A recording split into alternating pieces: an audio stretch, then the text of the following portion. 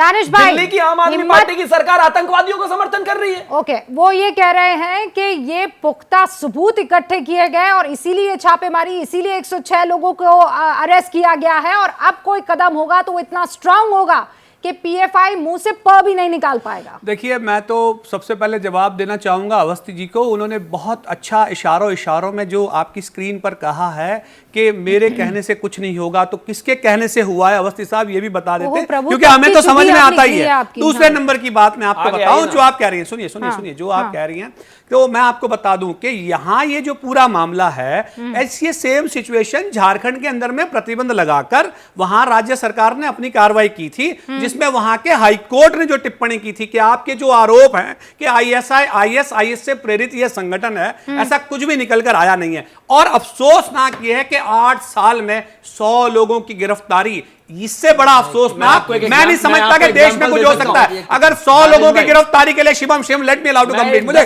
Complete कर लेने दो। 8 साल के अंदर में अगर 100 लोगों की गिरफ्तारी करने के लिए आपको 8 साल का वक्त लगा है, तो मुझे लगता है कि इससे बड़ा अफसोसनाक और इस मुल्क में कुछ नहीं हो सकता। देश सक्षम हाथों में नहीं है अगर आपके आरोप सच है।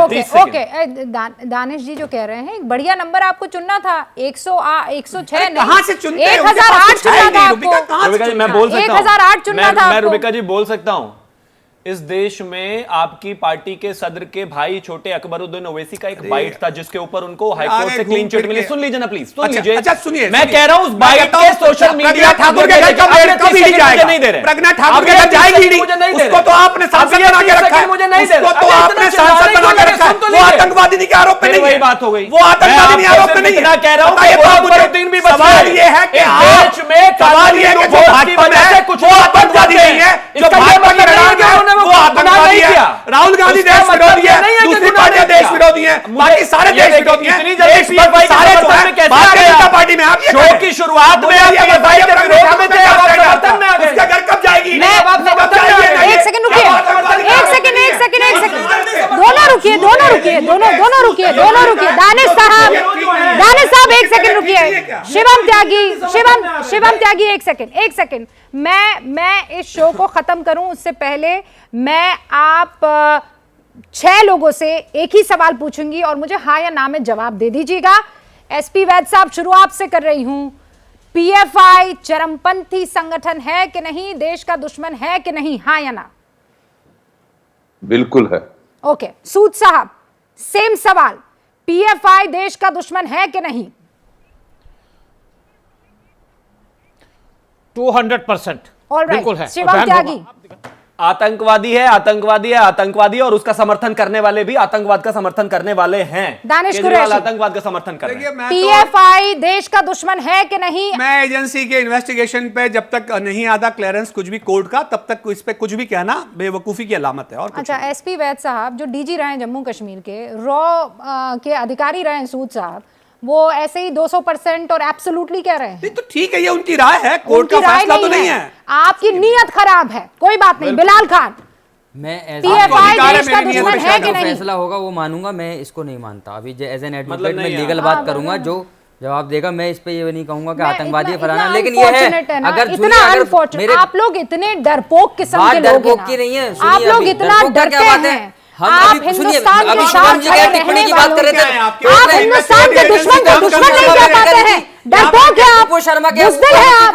डरपोक है, देश का माहौल खराब कर रहा है, डरपोक है आप, नहीं बोल पाई एक बार भी, डरपोक है आप। देश के दुश्मन को दुश्मन कहने से बचने वालों को मैं डरपोक कहती हूँ। आपने जयेश अवस्थी चरमपंथी संगठन देश का दुश्मन, दैट्स इट। आतंकवादियों के रुबिका, ओके, आपने देश का दुश्मन के नहीं। रुबिका देश के खिलाफ लगातार सक्रिय रहा है पीएफआई, और जो लोग कह रहे हैं कि 8 साल से सरकार क्या कर रही थी, आज उनके मुंह से जुबान से ये नहीं निकल रहा कि आतंकवादी संगठन है, तो फिर ये क्यों कह रहे थे बैन के लगा दो इस पर? अगर आपको ये नहीं मालूम, तो खुद कबूल कर लिया कि हमारे इशारे पे तो हो नहीं रहा। बढ़िया बात यह है, आप यहाँ बहस करते रह जाइए, लेकिन बात यह है कि 13 राज्यों में पीएफआई के ठिकानों पर एनआईए की छापेमारी चल रही है, 106 लोग गिरफ्तार हो गए हैं। खबर बढ़िया है, और अगर कुछ पुख्ता सबूत निकलता है तो बड़ी कार्रवाई हो सकती है। देश के खिलाफ जो भी जाएगा उसके साथ ये सलूक होना चाहिए, ये सबकी राय होगी। क्या मजबूरी है मेरी, बताइए। मैं अभी आपको बताती हूँ कि मैंने ओए होए होए होए नमकीन के चटकारे लेते हुए टकटकी मार के डिबेट शो को पॉज रिपीट कर करके देख रहे हैं जोगिंदर जी।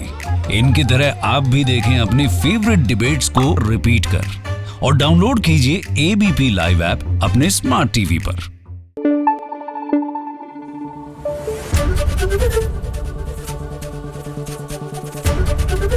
एबीपी न्यूज आपको रखे आगे।